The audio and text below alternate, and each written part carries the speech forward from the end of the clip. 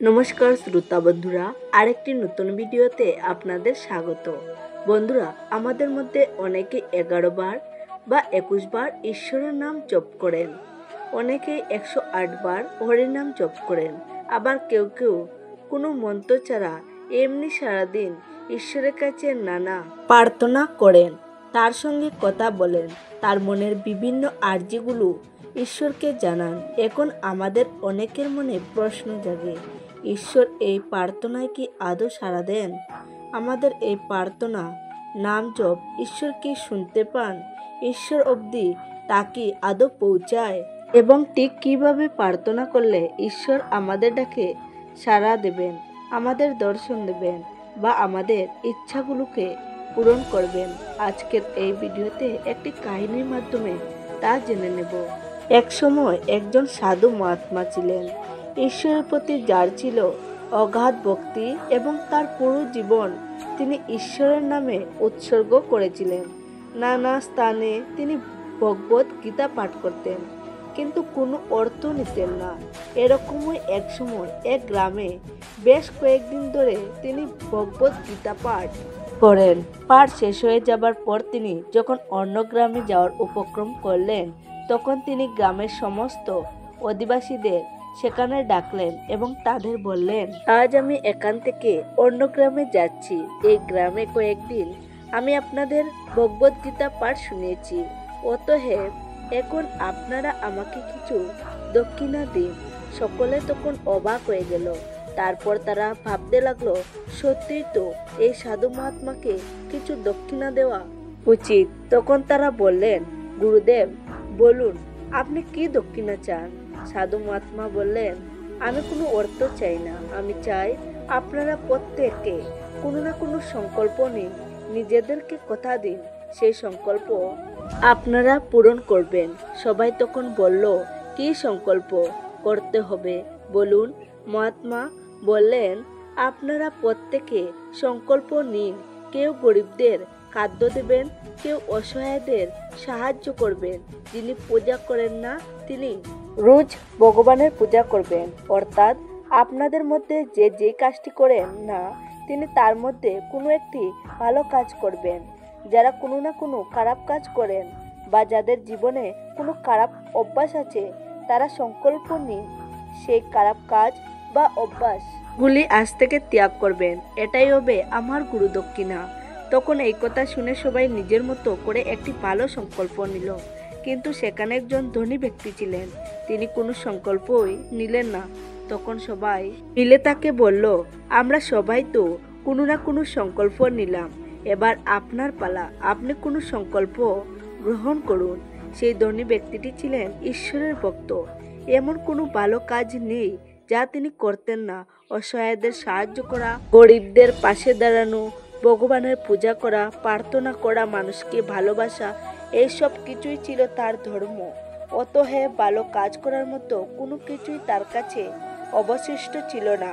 কিন্তু তাকে তো কোনো সংকল্প নিতেই হবে। তাই তিনি অনেক ভেবেচিন্তে বললেন, ঠিক আছে, আজ থেকে আমি সংকল্প নিলাম। আমার বাড়ির পাশে এক কুম্ভকার আছে, প্রতিদিন সকালে উঠে তার মুখ দর্শন করে তবেই আমি জলপান করব। মুখ দর্শন করতে না পারলে জলপান করব না। একথা শুনে সেই সাধু মহাত্মা বললেন, ঈশ্বর সকলের মধ্যেই বাস করেন। তোমরা আজ থেকে সকলেই একটি করে সংকল্প নিলে, আর মন দিয়ে এই সংকল্পটি তোমরা পালন করবে।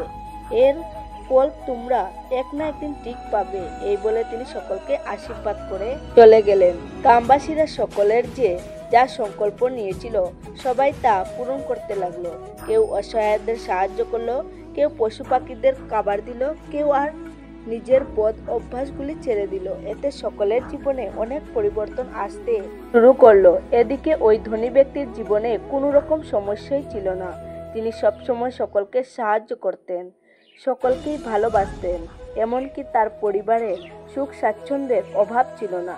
তার করার মতো কোনো ভালো কাজ অবশিষ্ট ছিল না, আর ছাড়ার মতো কোনো খারাপ অভ্যাস ছিল না। তাই তিনি রোজ সকালে ওই কুম্ভকারের মুখ দর্শন করে তবেই জলপান করতেন। এমন করে দেখতে দেখতে 12টা বছর কেটে গেল, কিন্তু এমন কোনো দিন গেল না যখন ওই ধনী ব্যক্তি ওই কুম্ভকারে মুখ দর্শন না করে জল পান করেছেন। তবে সেই কুম্ভকার কিন্তু এইসবের কোনো কিছুই জানতো না। এইভাবে 12 বছর পর একদিন এমন একটি দিন আসলো যখন সেই ধনী ব্যক্তি একটি কাজের জন্য গ্রামের বাইরে গেলেন, কিন্তু প্রাকৃতিক দুর্যোগের কারণে তিনি আর সেই রাতে নিজ গ্রামে ফিরে আসতে পারলেন না। পরের দিন সকালে তিনি সেখান থেকে রওনা দিলেন। বাড়ি ফিরতে ফিরতে বিকাল হয়ে আসলো, কিন্তু 12 বছর আগে যে সংকল্প নিয়েছিলেন তা তিনি ত্যাগ করলেন না। সেদিন কুম্ভকারের মুখ দর্শন হয়নি বলে তিনি জলপান করলেন না। তিনি মনে মনে ভেবে রেখেছিলেন বাড়ি ফিরে কুম্ভকারের মুখ দেখে তবে জলপান করবেন। কিন্তু সন্ধেবেলা যখন তিনি বাড়ি ফিরলেন তখন দেখলেন কুম্ভকার সেখানে নেই। এরপর তিনি কুম্ভকারের বাড়ি গিয়ে তাকে ডাকলেন। ডাক শুনে তার স্ত্রী ভেতর থেকে বেরিয়ে আসলেন। কুম্ভকারের কথা জানতে চাওয়ায় তার স্ত্রী বললেন তিনি আজ বাড়ি নেই, পাশের ওই পাহাড়ে গেছেন মাটি কাটতে, আসতে দেরি হবে। কিন্তু ওই ধনী ব্যক্তি এতটাই তৃষ্ণার্ত ছিলেন যে তিনি আর শুইতে পারলেন না। তাই তিনি কুম্ভকারের স্ত্রীর কাছে জানতে চাইলেন সে কোন পাহাড়ে গেছে। তার কাছে জানতে পেরে ওই ধনী ব্যক্তিও সেই পাহাড়ের দিকে চললেন। পাহাড়ে উঠতে উঠতে তিনি দেখতে পেলেন একটু উপরের দিকে কুম্ভকার মাটি কুড়ছে। এদিকে কুম্ভকার মাটি খনন করতে গিয়ে সেখানে একটি বড় কলসি দেখতে পেলেন। কলসিটি মাটির ভেতর থেকে বের করার আনার সাথে সাথে তিনি দেখতে পেলেন তার মধ্যে সোনামণি, মুক্ত, হিরে, জহরাতে পরিপূর্ণ রয়েছে। এতে কুম্ভকারের আনন্দের সীমা রইল না। সে ভাবল এই সম্পদ দিয়ে তার বাকি জীবনের অভাব, অনটন, দুঃখ, কষ্টের পরিসমাপ্তি ঘটবে। তবে কলসি পাওয়ার কথা সবার থেকে লুকিয়ে রাখতে হবে। এমন সময় সেই ধনী ব্যক্তিটি পাহাড়ের উপর উঠতে থাকেন এবং কুম্ভকারকে দেখতে পেলেন। তখন তিনি কুম্ভকারকে ডাক দিলেন।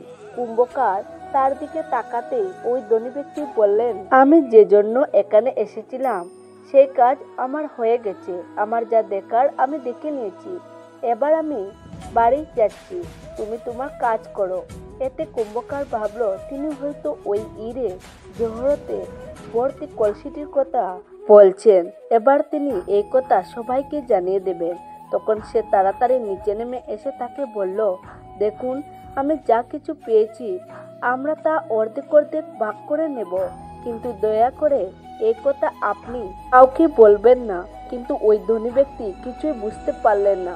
তাই তিনি কুম্ভকারকে বললেন তুমি কোন জিনিস অর্ধেক ভাগের কথা বলছো? কুম্ভকার তখন ওই কলসিটি তাকে দেখিয়ে বললেন এর মধ্যে যা কিছু আছে আপনি আর আমি ভাগ করে নেব। একথা শুনে ওই ধনী ব্যক্তিটি কাঁদতে শুরু করলেন, কিন্তু কুম্ভকার বুঝতে পারলেন না তিনি কেন এইভাবে কাঁদছেন। কুম্ভকার বললেন কি হয়েছে, আপনি কাঁদছেন কেন?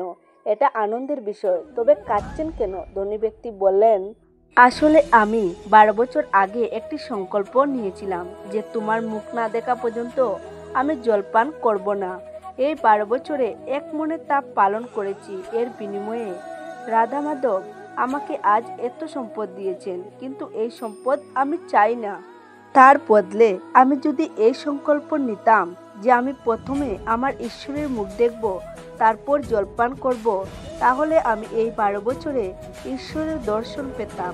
আসলে বন্ধুরা, আমরা যখন মন দিয়ে নিষ্ঠার সাথে অনেক দিন ধরে কোনো কাজ করি তখন কিন্তু তার ফল আমরা ঠিক পাই। এটা নির্ভর করবে আমাদের ইচ্ছার উপর, আমরা কি অর্জন করতে চাই, আমরা কি করার সংকল্প নিই, আমাদের আকাঙ্ক্ষা কি তার উপর। এমন অনেক সময় হয় মানুষ নিজ স্বার্থে কোনো ভালো কাজ করে, অর্থাৎ অনেক মানুষ আছেন পূর্ণ অর্জনের জন্য যারা দান ধ্যান করেন, অনেকে কোনো কিছু পাওয়ার আশায় ঈশ্বরের নাম জপ করেন, কিন্তু দীর্ঘদিন ধরে একই কাজ করতে থাকেন। এমন একটা সময় আসে যখন মানুষ স্বার্থপরতার বশে নিঃস্বার্থ হয়ে যায়। যখন মানুষ নিঃস্বার্থভাবে অভ্যাসবশত সে কাজ করে তখন সে তার ফল পায়।